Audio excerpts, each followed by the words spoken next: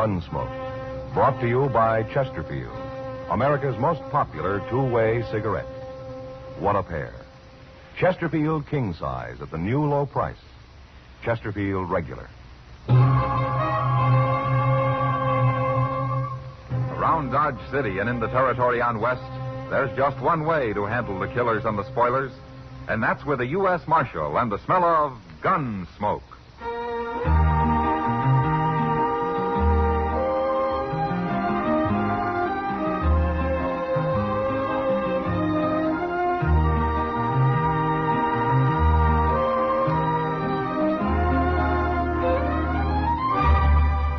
Gunsmoke, starring William Conrad, the transcribed story of the violence that moved west with young America, and the story of a man who moved with it. I'm that man, Matt Dillon, United States Marshal. The first man they look for and the last they want to meet. It's a chancy job that makes a man watchful and a little lonely.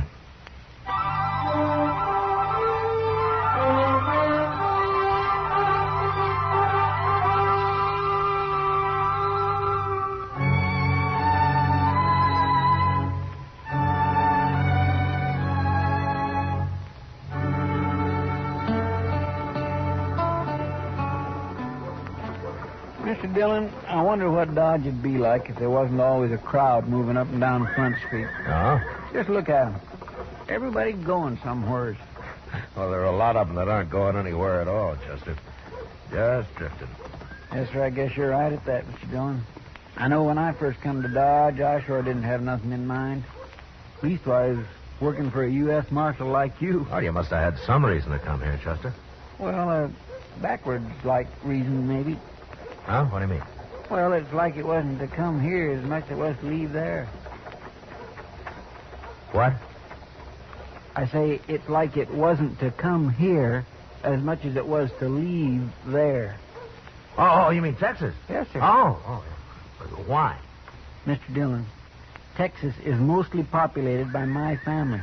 I got relatives, thick and thin relatives, all over Texas. Oh, what's wrong with that?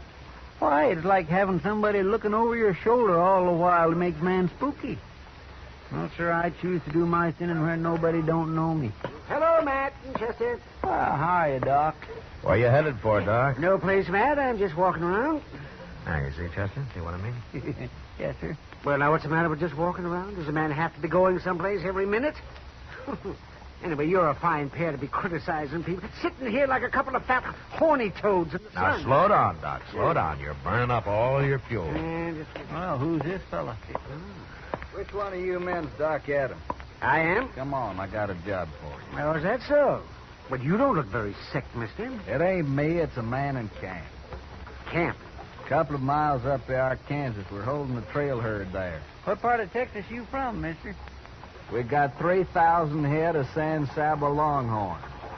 And it's been a plumb miserable drive all the way, and I ain't no temper to answer any more fool questions. All right, Let's then, get don't going, answer. Doc. Now, hold up a minute there, young fella. Now, what's the matter with this man of yours? You'll see when you get there. Well, tell me now, else how will I know what to take? Look, Doc, it wasn't my idea to come get you. Ken Talley made me come. And who's Kin Tally? The trail boss. Now, you ready to go? Well, you tell me what's wrong with the man, and I'll go. Doc, What? I think I'll ride out with you. Who are you? My name's Dillon. Oh, you're the marshal here, ain't you? That's right. Well, we don't need no marshal out there. Chester, go get our horses, huh? We'll ride out with Doc. Yes, sir.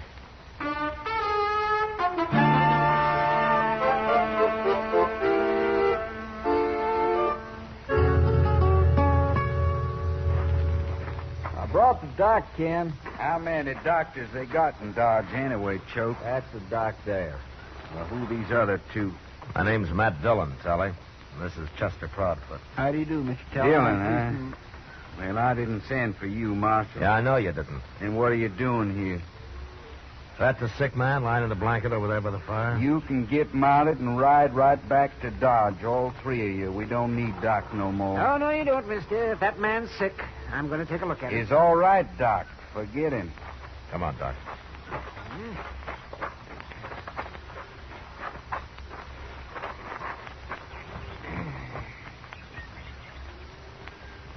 Well, Doc? He's dead, man. Mighty contagious disease, too. Oh? I found that when one man gets shot, it usually leads to somebody else getting shot sooner or later. Who killed this man, Tully? How'd it happen?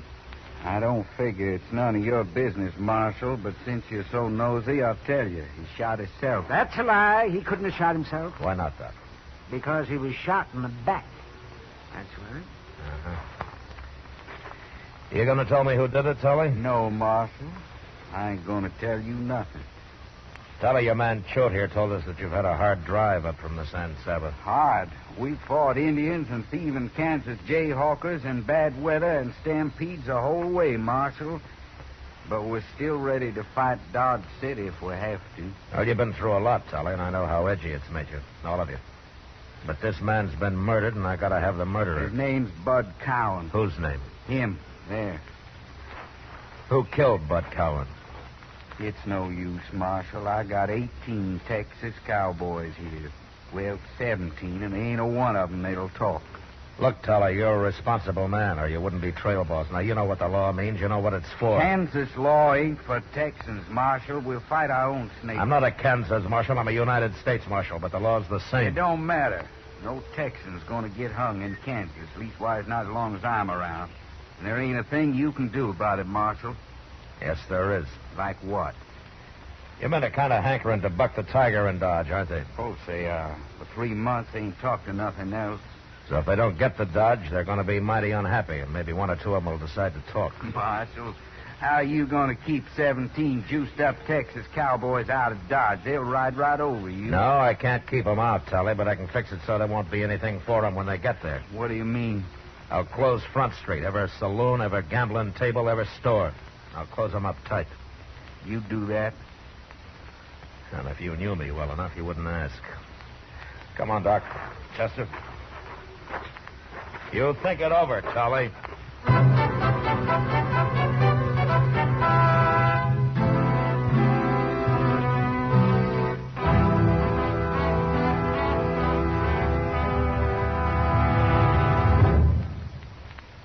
What a pair. What a buy. King-size Chesterfield, now at the new low price, and Chesterfield Regular. They're the quality twins. The same highest quality, the same low nicotine. Either way you like them, you get the same wonderful taste and mildness. A refreshing smoke every time. Change to Chesterfield, America's most popular two-way cigarette. Yes, the Chesterfield you smoke today is the best cigarette ever made. What a pair. Chesterfield Regular, Chesterfield King Size. They satisfy millions. They're best for you.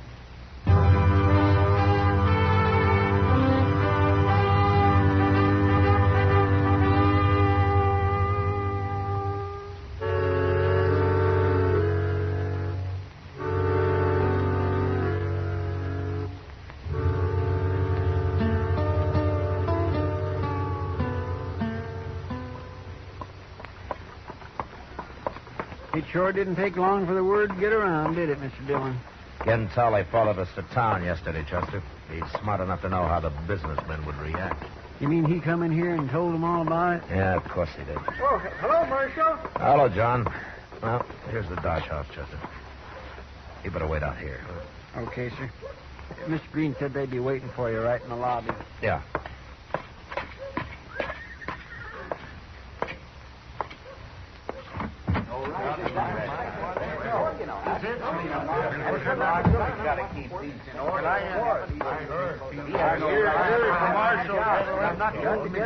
Well, I'm glad you came, Marshal. Well, what can I do for you, Mr. Green? No, quiet, gentlemen, please. I'll do the talking. Marshal Dillon. As you can see, most of Dodge's leading businessmen are present here. Miss Tompkins, Mr. Jonas, Mr. Botkin, Mr. Teeters. Yes, sir. And I'm here as owner of the Dodge House. Marshal, you know why we're here as well as we do. Because I told Ken Tully I'd close Front Street, huh? Exactly. And we won't stand for that, Marshal. We need that Texas money, and we're going to get it. Gentlemen, a man was murdered out at that camp. Oh, he was just some Texas cowboy, Marshal. The prosperity of Dodge is certainly more important than him. Don't you agree, gentlemen? Now, wait a minute. You mean that you so-called good citizens of Dodge are putting a few dollars above the value of the law? Even above the value of a human life? Don't preach to us, Marshal Dillon. All the men you've killed. Mr. Green, I never killed a man in my life except in the performance of duty or in self-defense. All right. All right, that's not important. We're wasting time, gentlemen. I'm hired to enforce the law, and I'm going to do it any way I see fit. Now, is that clear? Well, then we'll complain about you, Marshal. We'll all write letters to Washington and have you fired. You will, huh? Good. Fine, that's fine. And maybe I can get a little sleep for a change. Start walking around like an ordinary man instead of jumping at shadows thinking somebody's about to shoot me any minute. Yeah, go ahead. And maybe I can afford to have a few friends again. Instead of everybody looking at me sideways like I was some kind of a rattlesnake. Gentlemen, I might not have to kill anybody again as long as I live. Yeah, you go on. Write your letters. You'll be doing me a great big favor.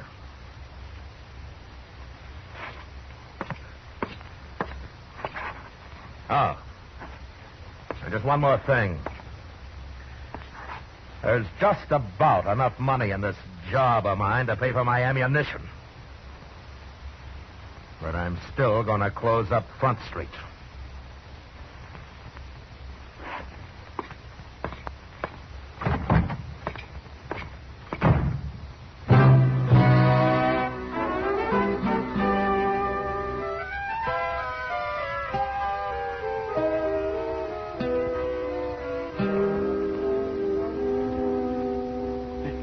Yeah, what is it, Chester? What'd you say to Mr. Green and them other men yesterday? Huh? Why? Oh, I don't know. I'm just curious. Well, I said the same thing that you'd say, Chester. At least I hope you would. Oh, yes, of course I would. And I sure do thank you, Mr. Dillon. I'm mighty proud to have you say that. But you don't know what I told him, Chester. Oh, it don't matter. I trust you. You know what you're doing. Well, thank you, Chester. I'm glad somebody thinks so.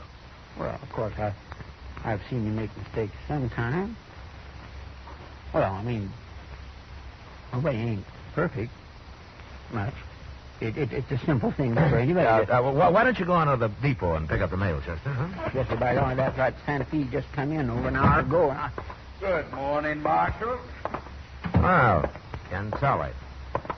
Marshal, this here's Sam Peoples I brought with me. Huh? Hello, people. Hello? Marshal, I done a lot of thinking the last day or so. No? Yes, sir. I've decided you're right about the law and all. So I went and brought Sam Peoples in. You mean he killed that man, Bud Cowan? He sure did. And there's 5 cowboys that witnessed it, Marshal, including myself. All be glad to testify at the trials any time you say. Is that right, Peoples? Did you kill Bud Cowan? Yes. Okay. Now, what happened to your face? Fell off a horse or something? Yes, sir. I come loose off in the bronc yesterday. Uh-huh.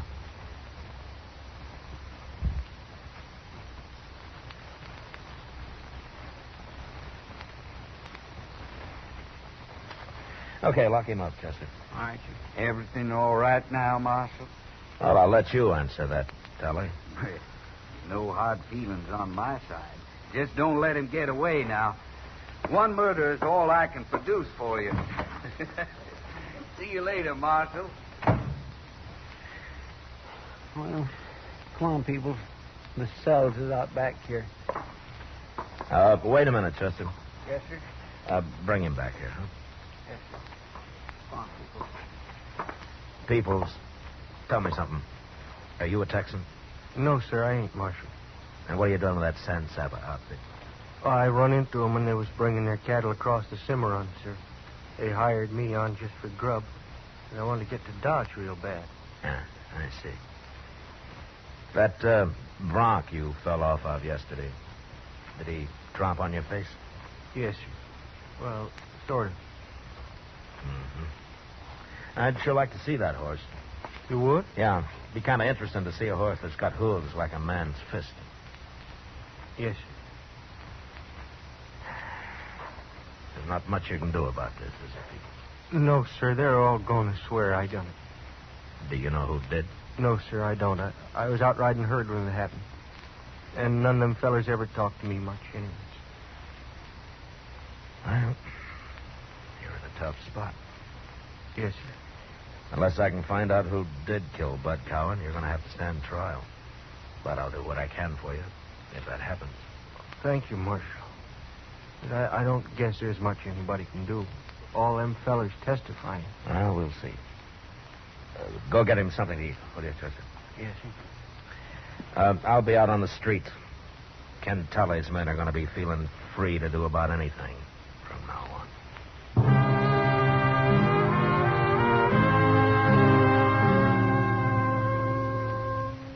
I could picture Tully and his men when he got back to camp, laughing at how they'd put it over on me and the rest of Dodge. I figured Mr. Green and his businessmen had talked to Tully, but I was sure they didn't know Sam Peoples was an innocent man. And neither did they understand the kind of trouble that tampering with the law could lead to. For the Texans, the lid was off. They felt that they were running the town, that nothing could touch them. And all I could do was wait. So I went over to the Texas Trail and sat with Kitty for a while, watching the crowd. I'm glad you're here, Matt. Otherwise, I'd have to be drinking at the bar with one of those beat-up cowboys. Well, I hope I'm not costing you money, Kitty. You are, but I won't start. Anyway, it's better than trying to grin back at those cowboys. Well, those men have had a rough time coming up the trail, Kitty. Nobody asked them to come. No, I suppose not. You know, Matt, I've worked in a lot of places, even the gold camps. Dodge is worse than any of them. Oh, is that so? Why? I don't know. Maybe the sun and the prairie take too much out of everybody. Seems like every man that comes to Dodge is out to get his own back somehow, even if he has to kill somebody to do it. Well, I guess I follow you, Kitty. All I'm saying is that maybe our hard life makes men kind of angry. They want to fight all the time. Well, something sure makes them want to fight, or at least get drunk. Look at them. Hey, who's that coming this way, man? Huh? There. Now, that's Ken Talley, the San Saba trail boss. Well, he sure looks like he wants to fight. Yeah, maybe he does, Kitty. I will soon see.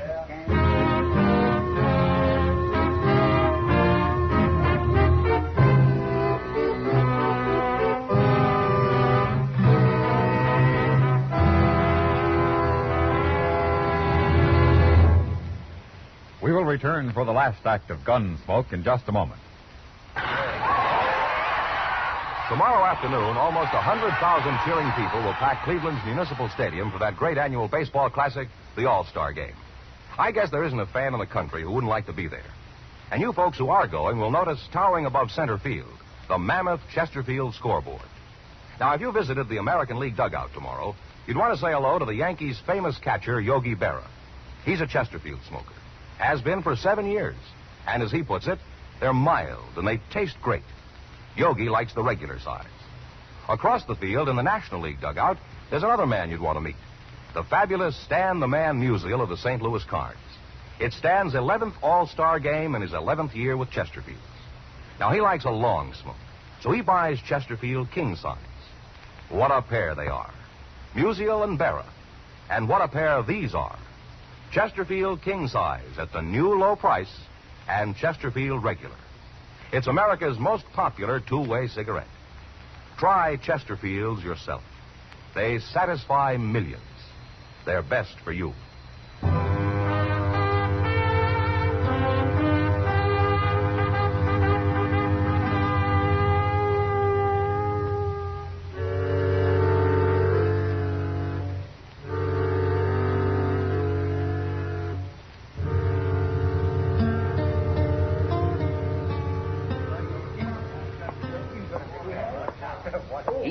Marshal, Hello, Tally. you gonna introduce me to the lady? Nobody has to introduce anybody here, mister. My name's Kitty. Kitty, huh? Well, my name's Ken Tally. How about having a drink with me, Kitty? Sorry, I'm busy. Oh, come on. You ain't busy? You heard it, Tally. Go on back to the bar, huh? You're sure something, ain't you, Marshal?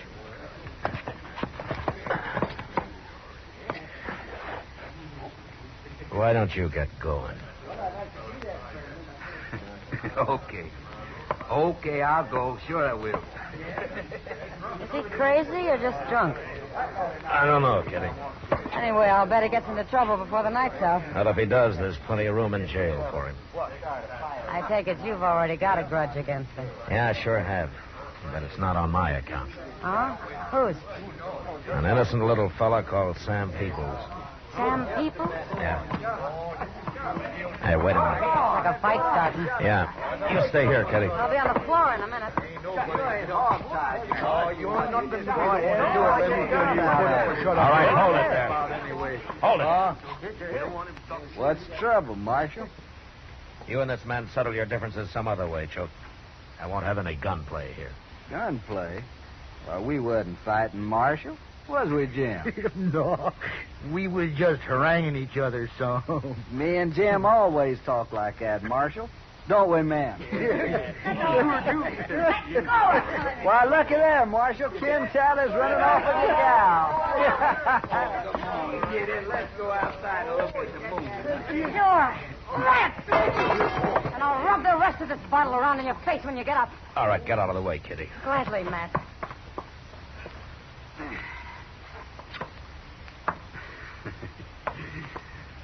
I fooled you, didn't I, Marshal? Yeah. You sort of fooled me. Tally. Now, looky here, Marshal. That ain't no way to act. What's the matter with you, anyhow? All right, shut up. Marshal, there's 8 of us here. You think you can whip all of us? No, I don't, Choke. Not 8 of you. Well, then you're going to get whipped. Come on, man. Just stay where you are, all of you. I'd be a fool to mix in a brawl with all of you men. I don't aim to try it. Looks like you ain't got much choice, Marshal. And we're going to beat you about half to death. No, you're not. No? Well, what's to stop us? Don't look like nobody in here is going to help you out. I'm carrying a gun, Choke. Oh, that. That don't bother us none, Marshal. Does it, man? Yeah. See, Marshal? We don't care about your gun. There's too many of us. Aren't you forgetting something, Choke? What? I don't wear this gun to kill snakes with the way you men do. I'll have bullets in at least 3 of you before you get off a shot. And you'll be the first. What's the matter with you men? He's just bluffing. He's scared half to death right now. Forget about it, Joe. Don't be egging him on now. Then I'll fight him. I ain't so bad with a gun. Don't try it, Choke. You shoot me, the boys will take care of you. Don't do it, Choke. I'm telling you. What's a Kansas Marshal? No.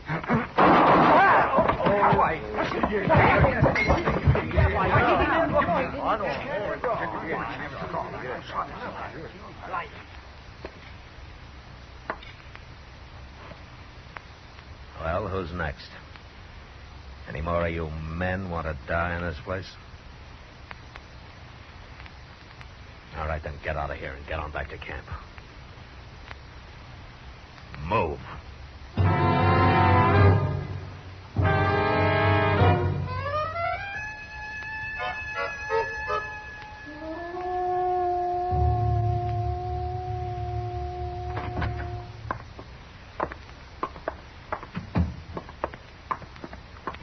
Here he is, Mr. Dillon. But he ain't singing very loud this morning. How's your jaw, Tully? Busted? Doc said you busted it on this side right here. I'm sorry. I guess I must have lost my temper. You sure did, Marshal. But the fight's out of me now. I'm plumb sober. You heard about Gil Choate? Chester told me. Choate shouldn't have gone up against you. No, he shouldn't. Well, Now he's dead. Don't matter none, I guess. What doesn't matter? Choate's the man that killed Bud Cowan, Marshal. That's why I made him come to town for Doc, kind of punish him that way. Oh? Shot Cowan in the back. But I had to protect Choate anyway. You know how it is. What about Sam Peoples, Telly? Oh, him. Well, I'd wrote you a letter from Texas, Marshal, saying it was a lie. Anyway, I'm selling them cattle. I aim to be out of here in 2 days, Marshal. Uh-huh. Okay, Telly. Get going. We can be friends now, can't we, Marshal? You ever hear of a lawman with friends? We must have a couple. Yeah. Yeah, I have. A couple. So long, Telly. I'll tell Sam Peoples that you didn't mean it.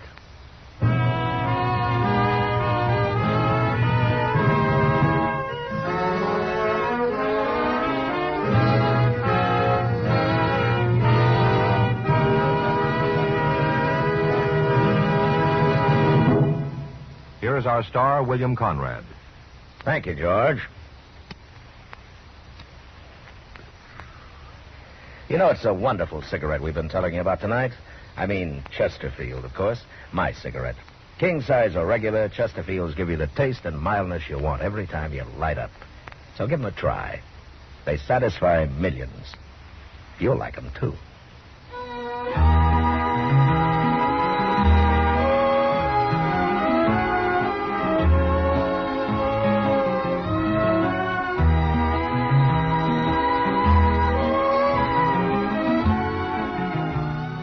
Gunsmoke, transcribed under the direction of Norman Macdonnell, stars William Conrad as Matt Dillon, U.S. Marshal.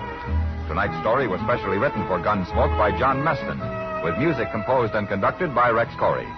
Featured in the cast were Harry Bartell, Vic Perrin, John Daner, and Lawrence Dobkin. Parley Bear is Chester, Howard McNear is Doc, and Georgia Ellis is Kitty.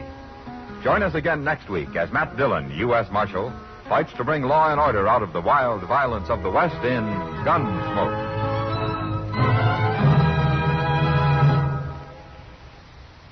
Filter tip smokers, this is it. L&M Filters. At last, a filter tip cigarette with much more flavor, much less nicotine. L&M's Miracle Tip contains alpha cellulose for effective filtration. It's the filter that counts, and L&M has the best. Yes, this is it. As Patricia Morrison puts it, L&M filters are just what the doctor ordered. Buy L&M Filters. The light and mild smoke.